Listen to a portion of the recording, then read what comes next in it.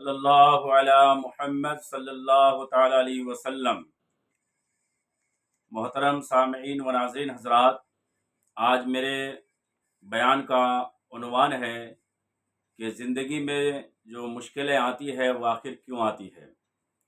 تو دیکھیں، سورہ عالم نشرح کی آیت نمبر 5 میں اللہ تبارک و تعالیٰ کا ارشاد ہے، اِنَّ مَعَ الْعُسْرِ یُسْرًا، کہ بے شک دشواری کے ساتھ آسانی ہے، یعنی کہ ہر کٹھن اور مشکلات کے بعد انسان کو لیے پھر آسانیاں فراہم کی جاتی ہے۔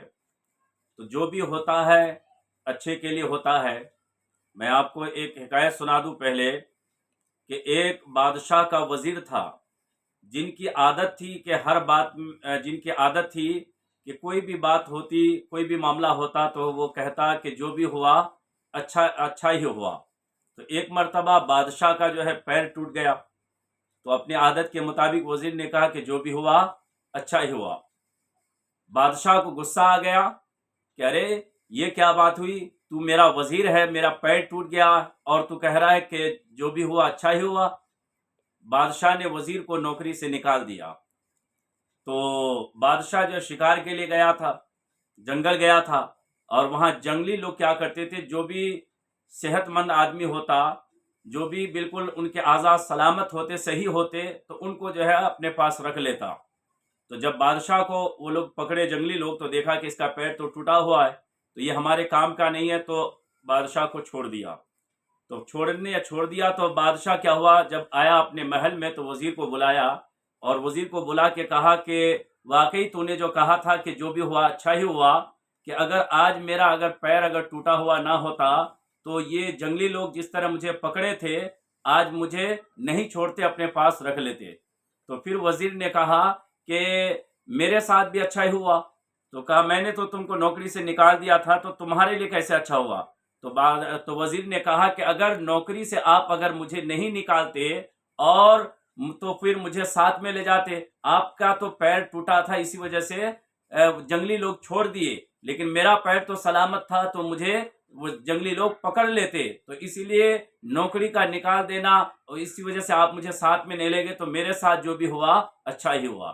تو اس سے معلوم یہ ہوا کہ جو بھی ہوتا ہے اچھے ہی کے لیے ہوتا ہے۔ اس سے تو کہا جاتا ہے کہ قدرت کے بھلے ہی دیر سے میں آئے، لیکن جب سامنے آئے ہیں تو پھر آنکھیں آنسو بہاتی ہے، اور دل کہتا ہے کہ اللہ کا شکر ہے کہ جو بھی ہوا اچھا ہی ہوا۔ چنانچہ عزیزان ملت اسلام، تو قرآن مجید بھی ہے کہ جیسے کیا عالم نشر کی آیت نمبر 5 میں کہ بے شک دشواری کے بعد آسانی ہے۔ تو عزیزان ملت اسلامیہ، کوئی سمجھتا ہے کہ آمدنی کم ہو گئی، میرے لیے مشکل ہو گئی۔ کوئی جو عبادت گزار بندہ ہوتا ہے، عبادت کا چلا جانا ان کے لیے مشکل ہو گیا۔ تو آخر یہ مشکلیں آتی کیوں ہیں؟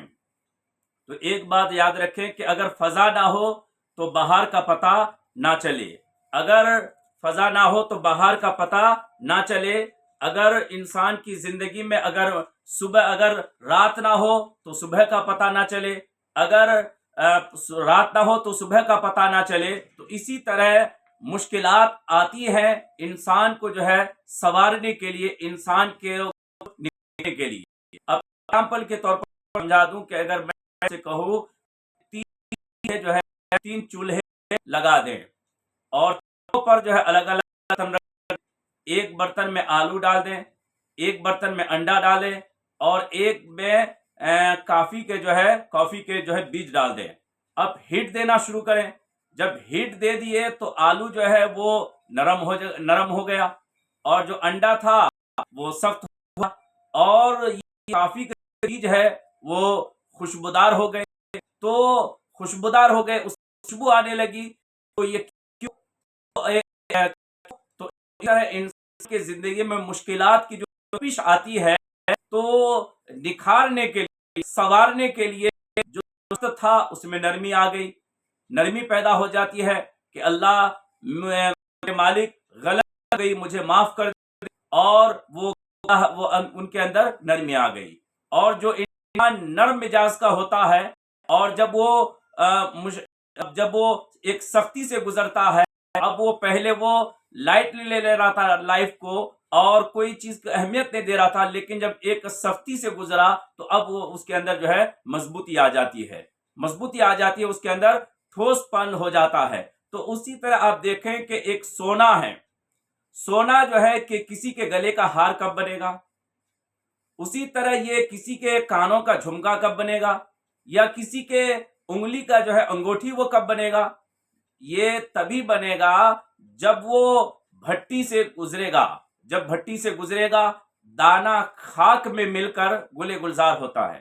جس طرح کسی چیز کے پکنے کا ایک وقت ہوتا ہے، اسی طرح مشکل کا بھی ایک وقت ہوتا ہے۔ جس طرح رات گزرنے کا ایک وقت ہوتا ہے، صبح آنے کا وقت ہوتا ہے، آپ صبر کر کے گزاریں یا شور شرابہ کر کے گزاریں۔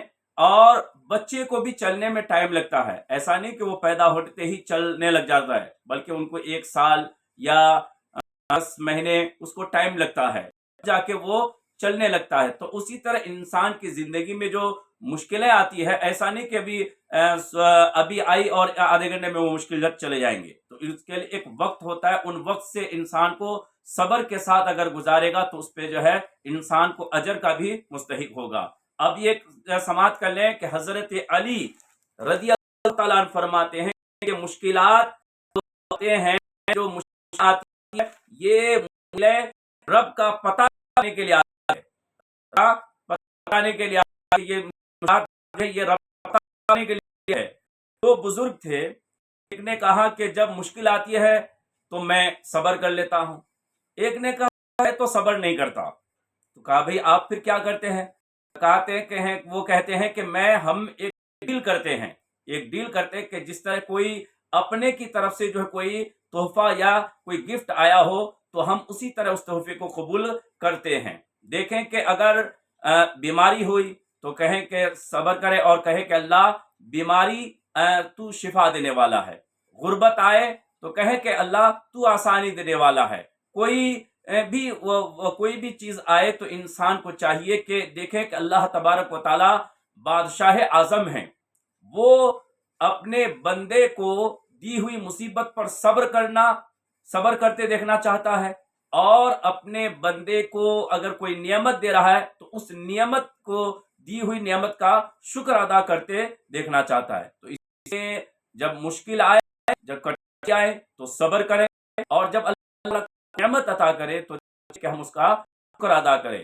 دیکھیں گے کہ پھر انسان ہر اعتبار سے اس کو اجر ملے گا، کیونکہ انسان اگر مصیبت کے وقت، پریشانی کے وقت اگر صبر کر لیتا ہے تو انسان کو پھر اس پہ اجر عطا کیا جاتا ہے۔ کیونکہ اگر یہاں تک کہ راستے میں چل رہا تھا، چلتے چلتے اگر اس کے ٹھوکر لگی اور ذرا سی اس کو تکلیف ہوئی، اس پر بھی مومن کو جو ہے اجر اور ثواب عطا کیا جاتا ہے۔